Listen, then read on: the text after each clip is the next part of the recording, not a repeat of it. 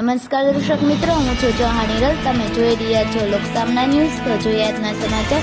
સાબરકાંઠાથી અમારા રિપોર્ટર જીતેન્દ્ર સોલંકી સાથે. સાબરકાંઠા જિલ્લાના બીજે કંપનીમાં રોકાણકર્તાઓ આજે જિલ્લા કલેક્ટર કચેરી ખાતે પહોંચ્યા હતા. ભૂપેન્દ્રસિંહ ઝાલાને નાણાં પરત આપવાની શરતે વચગાળા જમીન ઉપર મુક્ત કરવામાં આવે તેવી માંગણી સાથે આવેદનપત્ર આપવામાં આવ્યું હતું, જેમાં તમામ રોકાણકારોએ જણાવ્યું હતું કે નવેમ્બર 2024 સુધી તેમને વળતર સમય મળતું હતું અને આજે પણ તેમનું રોકાણ સલામત છે તથા તેમની સાથે કોઈ છેતરપિંડી થઈ નથી અને ભૂપેન્દ્રસિંહ ઝાલા વિરુદ્ધ કોઈ ફરિયાદ પણ નથી. મોટી સંખ્યામાં લોકો કલેક્ટર કચેરીએ પહોંચ્યા હતા અને આવેદનપત્રમાં લોકોએ જણાવ્યું હતું કે સરકારને બીજેડના રોકાણકારોની ખરેખર ચિંતા હોય અને લોકોના નાણાં જલ્દી મળે તેવું ઈચ્છતી હોય તો નાણાં પરત આપવાની શરતે ભૂપેન્દ્રસિંહ ઝાલાને વચગાળા જમીન ઉપર જેલ મુક્ત કરવામાં આવે.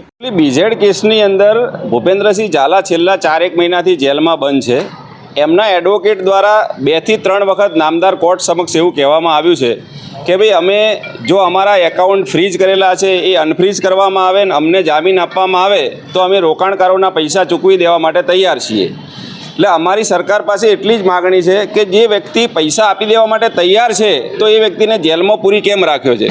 બીજું, હમણાં સરકારે એમની પ્રોપર્ટી સીઝ કરવાની પ્રક્રિયા શરૂ કરી છે, એની સાથે પણ અમને વાંધો નથી. સરકાર જે ટેકનિકલ કારણોસર આગળ વધે એમાં અમને કોઈ વાંધો નથી, પણ સીઝ કર્યા પછી રોકાણકારોના પૈસા કેટલા સમયમાં આવશે એની પણ કોઈ જાહેરાત કરવામાં આવી નથી. ને સૌથી વિશેષ એ છે કે જે વ્યક્તિ પૈસા આપવા તૈયાર ન હોય અને ભાગેડું હોય કે ભાઈ પૈસા આપ્યા વગર ભાગી જાય તો એની પ્રોપર્ટી સીઝ કરો, બરાબર છે.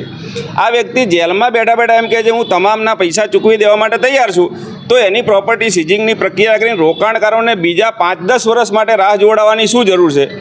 આવું મારે એટલા માટે કહેવું પડે છે કે જીપીઆઈડી એક્ટ 2004થી અમલમાં આવ્યો છે ગુજરાતમાં, અને મારી જાણકારીમાં ક્યાં એવું નથી આવ્યું કે જીપીઆઈડી એક્ટ હેઠળ કોઈપણ વ્યક્તિના પૈસા આવી રીતે ફસાયેલા હોય ને તો એમને પૈસા આપ્યા હોય એવું અત્યાર સુધી ક્યાંય સાર્વજનિક થયું નથી. એટલે અમે મીડિયાના માધ્યમથી સરકાર સુધી અમારી વાત પહોંચાડવા માગીએ છીએ કે જો તમને રોકાણકારોનું જ હિત હોય અને સરકાર એવું ઈચ્છતી હોય કે રોકાણકારોના પૈસા જલ્દી મળી જાય તો એનો બેસ્ટ વિકલ્પ એ છે કે સરકારે એમને વચગાળાના જામીન ઉપર મુક્ત કરવા જોઈએ, જેથી કરીને આપણને પણ ખબર પડે કે ભૂપેન્દ્રસિંહે જે સોગંદનામું કર્યું છે એમના વકીલ દ્વારા એ સાચું છે ખોટું છે. અને હવે તો પ્રક્રિયા પણ પૂરી થઈ છે કે ભાઈ એમની મિલકતો ટાંચમાં લઈ લીધી છે, એટલે જો બહાર આવશે ને ભાગી જશે તો પણ એમની મિલકતો તો છે જ સરકાર પાસે. એટલે સરકારે એક ચાન્સ લેવો જોઈએ કે રોકાણકારોને પૈસા જલ્દી મળે એ માટે સરકાર યોગ્ય નિર્ણય લે, એવું જ આજની રજૂઆત હતી.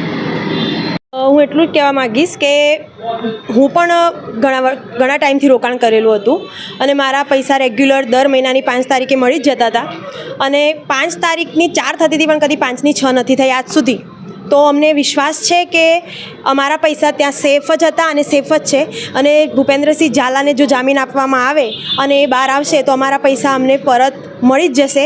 અને એટલા માટે હું સરકારને વિનંતી કરું છું કે જેમ બને એમ જલ્દી ભૂપેન્દ્રસિંહ ઝાલાને જામીન આપવામાં આવે, અને આ બધા જ રોકાણકારોનું હિત એમાં જ છે. તો તમે જો રોકાણકારોના હિતમાં જ બધો નિર્ણય લેવા માગતા હોય તો ભૂપેન્દ્રસિંહ ઝાલાને જામીન જેમ બને એમ ઝડપથી આપો, કેમ કે અમે તો એની જ રાહ જોઈ રહ્યા છીએ. કેમ કે આટલા ટાઈમથી મારા સાથે સાથે બીજા ઘણા રોકાણકારો હશે કે જેમને એમના દ્વારા એમના પૈસા રોકેલા હતા જ્યાં ત્યાં ભૂપેન્દ્રસિંહ ઝાલા પાસે, તો એમનાથી એમનું ઘર ઘણું ચાલતું હતું એવું છે. તો ઘણા લોકોના એવા મેસેજીસ કે બધા જોયા છે કે બધાને બહુ તકલીફ પડી રહી છે, તો એ લોકોના હિતમાં સરકાર કંઈક નિર્ણય કરે અને ભૂપેન્દ્રસિંહ ઝાલાને જેમ બને એમ જલ્દી જામીન આપે તો બધાના પૈસા જેમ બને એમ જલ્દી પાછા મળી શકે એમ છે. તો પ્લીઝ એમને જામીન આપો અને બધાનું રોકાણકારોનું હિત તમે જો ઈચ્છતા હોય તો રોકાણકારો માટે કરીને એમને પ્લીઝ જામીન આપો. તૃપ્તિ પુરોહિત. આ જે રોકાણકારો આજે એમનું જે એમના અંદર જે હૃદયની ઉમળકોષક જે આજે લોકો એટલા બધા ત્રાહિમામ થઈ ગયા છે આ સીઆઈડીની એક ભૂલના કારણે. કારણ કે સીઆઈડીવાળાએ શું કર્યું સાહેબ, ભૂપેન્દ્રસિંહ સાહેબે તો રેગ્યુલર પૈસા આપ્યા છે, કોઈ દિવસ 5ની 6 તારીખ થવા નહીં દીધી, બરાબર. પણ સીઆઈડીવાળાએ ખોટી રીતે એમને પોતે આરોપી બન્યા છે અને ભૂપેન્દ્રસિંહને અંદર લીધા છે ટોચમાં, બરાબર. હવે એમની જમીન ટોચમાં લેવાની કહી રહ્યા છે. આજે 2013ની અંદર PACL કંપનીના ઉપર FIR થઈ, એના પૈસા હજુ નહીં આવ્યા અને એની જમીન જપ્ત કરવાનું કંઈ પૈસા નહીં આપ્યા. તો આ ભૂપેન્દ્રસિંહની જમીન ટોચમાં લઈને પૈસા કઈ રીતે આપશે? આપવાના હોય તો PACLના પૈસા નહીં આપ્યા, સહારા નહીં આપ્યા, તો આ ભૂપેન્દ્રસિંહના બીજેટના પૈસા ક્યાંથી આપશે? તો અમારી તો એક જ વિનંતી અને એક જ આશા છે કે સીઆઈડીવાળા અને સરકાર ભૂપેન્દ્રસિંહને જામીન મુક્ત કરે, એ પણ એમની